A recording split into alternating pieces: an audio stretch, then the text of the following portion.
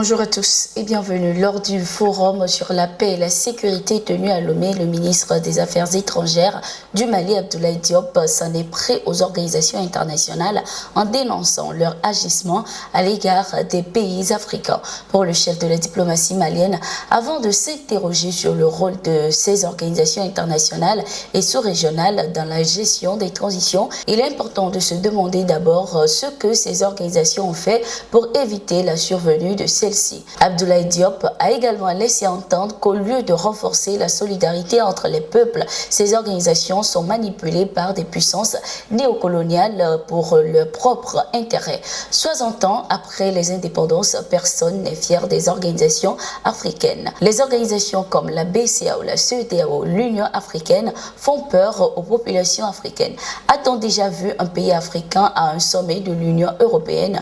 Aucun test de la CEDEAO ne prévoit la fermeture des frontières avec un État membre. Je mets au défi quiconque de prouver le contraire. J'invite les organisations sous-régionales à se départir du diktat des puissances extérieures pour se consacrer à leur mission initiale, c'est-à-dire l'intégration entre les peuples africains, car le constat aujourd'hui, c'est que les non-africains circulent plus librement en Afrique que les Africains eux-mêmes, a-t-il affirmé. Ces dernières années, sur le continent, les organisations internationales sont de plus en plus critiquées à cause de leur inefficacité dans la prévention et la gestion des crises dans les différents pays. Au Burkina Faso, le ministre de la Communication et porte-parole du gouvernement Jean-Emmanuel Ouédraogo a appelé au respect du drapeau national ce 23 octobre 2023. Une déclaration faite dans le cadre de la Semaine nationale de la citoyenneté, placée sous le thème Citoyenneté en action pour la reconquête de l'intégrité du territoire national. Cette semaine offre, selon le ministre Ouédraogo, l'occasion de magnifier les symboles et les emblèmes de la patrie. Il a également précisé que le drapeau est le symbole de l'union indispensable dont les citoyens ont besoin pour relever les défis majeurs qui se présentent actuellement à eux. Le ministre a affirmé qu'il est important de l'honorer, de le respecter, inciter les enfants à l'aimer et rester fidèles au Burkina Faso et à le défendre avec honneur. Après le camp de Tessalite, la mission onusienne s'est retirée du camp d'Aguelok ce 23 octobre 2023. Selon le communiqué de l'aménagement, une partie des casques bleus se trouvant à Aguelok devait être transportée par air sur Kidal en vue de leur rapatriement subséquent au Tchad. En l'absence d'autorisation pour les vols prévus par l'aménagement, ces derniers vont se joindre au convoi terrestre venu de Tessalite dans la perspective de leur rapatriement.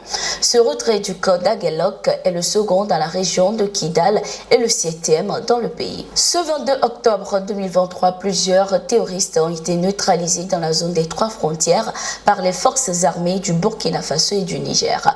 Au nombre d'une centaine, ces terroristes ont été neutralisés sous des arbres dans la zone de Gongam, en territoire burkinabé. Les rescapés qui ont pris la fuite vers le Niger ont été à leur tour neutralisés par les vecteurs aériens nigériens. Malgré leur tentative de se camoufler sous des arbres, ces assaillants seront foudroyés jusqu'à leur destruction totale. Les autorités militaires du Burkina Faso et du Niger se sont félicitées de la parfaite coordination qui a prévalu durant cette mission à succès. Au Burkina Faso, la population de Sangué a apporté son soutien aux forces de défense et de sécurité à travers une marche ce 21 octobre 2023. Selon les organisations de la société civile, cette marche de soutien qui a eu lieu à Rio s'inscrit dans le cadre de la sécurisation et de la reconquête de l'intégrité du territoire. Il était également question d'apporter à travers leur démarche leur soutien au président de la transition, le capitaine Ibrahim Traoré, et de contribuer à leur manière à l'effort de guerre. C'est au regard des avancées notables enregistrées depuis le 30 septembre 2022 et constatant l'héroïsme et le sacrifice quotidien de nos forces de défense et de sécurité et de nos volontaires pour la défense de la patrie qui défendent de manière intrépide et sans concession la patrie que cette marche a été organisée, a précisé Narcisse Badiono, président du mouvement Jeunesse Consciente, Jeunesse Agissante. Nous sommes arrivés à la fin de ce numéro de Gatingo. Merci d'être resté avec nous. Nous sommes en continu sur nos différentes plateformes.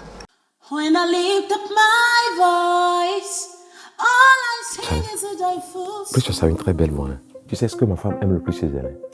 C'est sa beauté, surtout la clarté de sa peau. C'est quoi son secret, ma? Allez, Ah mais ouais, on m'habille. Toi aussi, est-ce que je peux lui demander ça? J'ai tout écouté dans mon casque. Voici mon secret. Peau d'ange. Donne ça à ta femme. Elle aura le même éclat que moi. Ah mais, je sens bien.